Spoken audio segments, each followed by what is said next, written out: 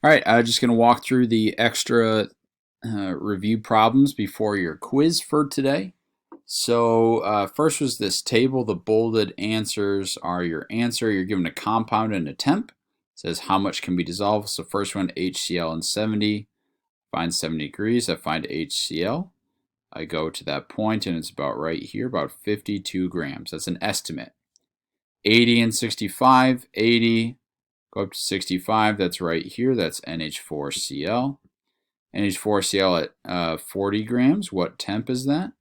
NH4Cl, 40 grams, go over, hit about right here, boom, go down, about 27 degrees Celsius. SO2 at 0 degrees, 0, find SO2, which is right here, that's about 25 grams-ish. KNO3 at 140, here's KNO3, there's 140. I go over and I get about, what is that, 70 degrees. And 30, 95, what do I got there? So here's 30, 95 is about right here. That's the NaNO3 line. So potassium chloride is KCl. How many can be described, or how many grams can be dissolved in 100 grams of water? All these are 100 grams of water at 80 degrees Celsius.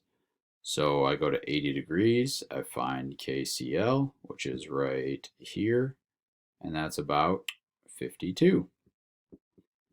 Which salt shows the least change in solubility? That means flattest.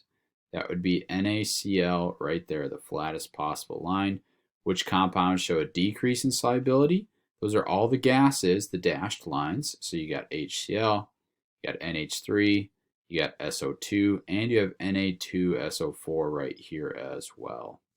Which compound is least soluble at 10 degrees Celsius? 10 degrees.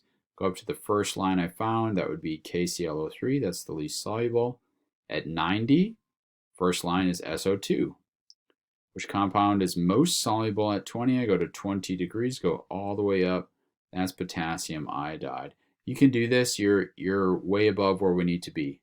Number 8 says, why do gases get less soluble at higher temps? That's because there's more energy. So at higher temps, there's more energy, meaning particles are moving faster, which means gases have an easier time escaping a liquid. 9 and 10, these are dilutions. So I have 100 milliliters of 1.5 molar hydrochloride diluted to a final concentration of 1 milliliter. What volume does it need to be? So I'm solving for V2. So I have my equation. I have all these except for V2. That's what I have right here. To get V2 alone, I got to divide by 1 molar. And I should get 150 milliliters. 1.5 times 100 is 150.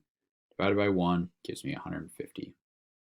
Final concentration. What is the final concentration? That tells me M2. So I got, this is a mistake. I got to fix this. So let's do that right now. Final concentration, if 10 milliliters of 10 molar is added to 990 milliliters, that means the final volume is 1,000 milliliters, and mix thoroughly.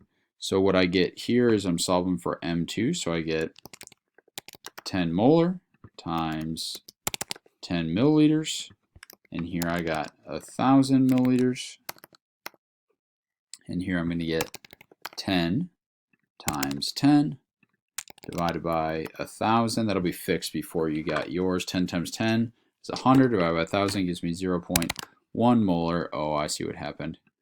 And that's H2SO4 is my compound. Let's make that red just to be safe. Okay. Apologies for that. Molarity, this is a review of what we did last week. So using my molarity triangle, whatever variable I'm solving for, I cover it up. So if it's molarity, it'd be moles divided by liters. Moles would be molarity times liters. Liters would be moles divided by molarity. So when I'm doing these molarity constant or calculations, volume has to be in liters. That's what I see here. And solute is measured in moles. So volume here, cover up liters, is moles divided by molarity. Plug in my two knowns and divide, I get 0.152. Here I want moles, cover it up, I get molarity times liters. plug in my two knowns, and I get that answer. Here I got 0.5 liters, 0.87 moles.